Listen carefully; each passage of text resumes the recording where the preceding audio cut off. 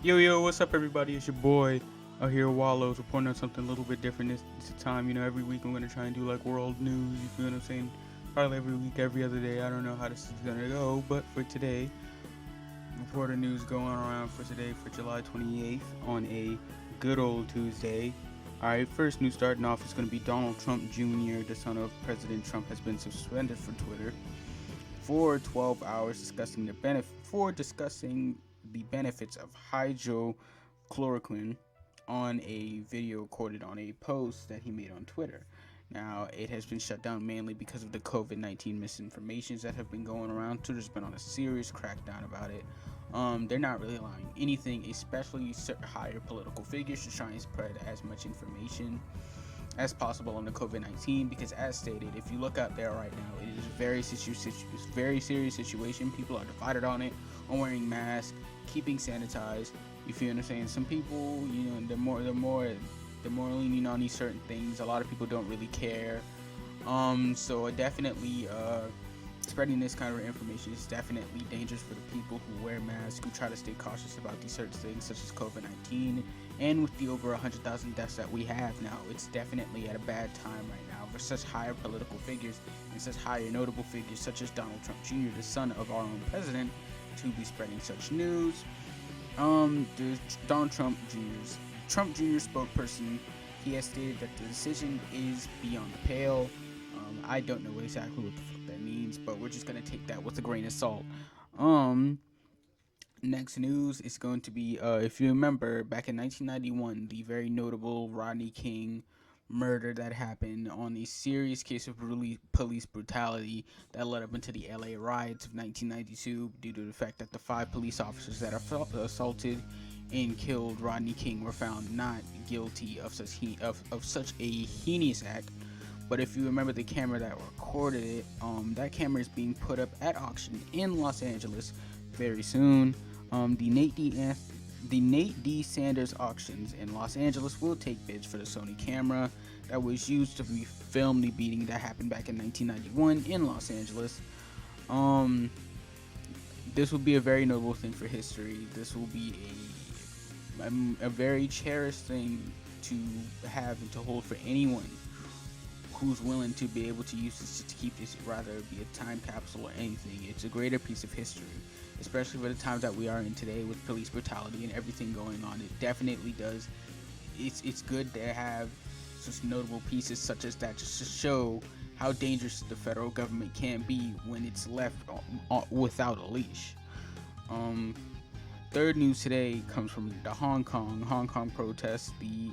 A notable university in Hong Kong has fired their professors has fired their law professor who has led protests. Has been a very big figure for the protests. Law professor Benny Tai, he has been fired from his report for his participation and his conviction for his criminal conviction for his pro-democracy protest back in 2014, back when this was still going on. Now, Mr. Tai has also was founder of the Umbrella protests that paralyzed the Hong Kong business district for weeks in Hong Kong, just to slow everything down, just to get, I would assume it's mainly just to try and get notice of the fact that people wouldn't want China to get their big brother hands all over everything in Hong Kong. As you can see, if you look on the news, the Hong Kong thing's still going around. The protests, it's even brought an influence over to the United States. Places such as Seattle, Portland, they've definitely been getting heavier with the federal government. These protests have been going on. Portland's been doing this thing for over 60 days. So with Hong Kong, it's definitely good to be able to see that they are still going strong. Sadly, Mr. Tai has been relieved of his job, no matter the situation. But the higher figures, they have to be torn down. Sadly, that is the case. They're just trying to destroy the morale. That's more likely what China is trying to do. Hopefully, it won't get to that case, though. He was already sentenced to 16 months in prison for his role in the protest last year. So, but he's trying to get that appealed. He got that appealed. And now it's a lot of court things going on in that situation, and he will have his seat removed from the committee in a landslide. 18 members have taken him off, and 2 only wanted him to stay. So it is obviously a landslide. He will not be able to stay on the seat. He will not be able to keep his job, but hopefully he is able to still be fighting for pro democracy in Hong Kong.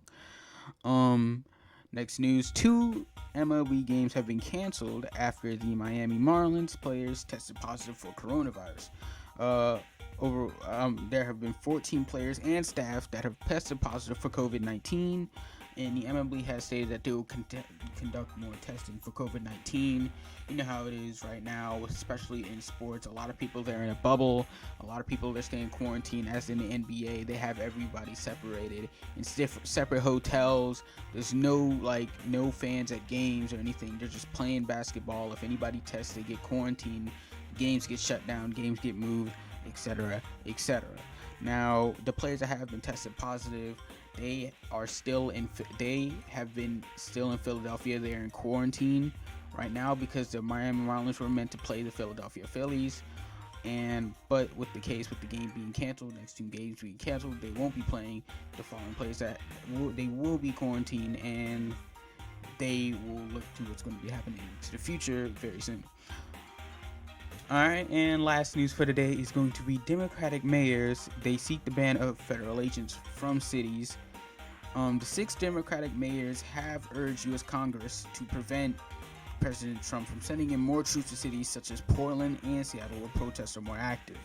Portland has went through 61 straight days of protests, and the tensions have only gotten higher since the federal troops were sent in.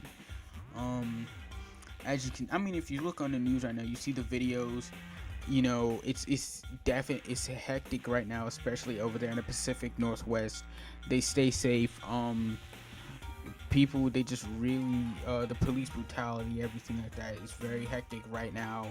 There are a lot of people against it. There are a lot of people for it, and everything it's at its highest peak right now. And then with the police, they're very unhinged right now in certain parts. So with these protests, things aren't very easy for a lot of people. The U.S. Attorney General Barr, he has also been accused by the Democratic Party of politicizing the U.S. Justice Department. They will look into that. Politicizing, more likely, a lot of things have been politicized nowadays just to try and turn the tides, especially with the elections coming up. A lot of people are being manipulated. A lot of people are having their views changed off things that shouldn't truly affect their views on the election. So up and coming. So for everybody, obviously, you should vote. You should look into these things, etc., etc. But yeah, that's been the news. July 28th on a Tuesday. I want to thank y'all for watching this video. It's been Wallo's World. Y'all have a good day, and thank you again. Make sure to follow my Instagram.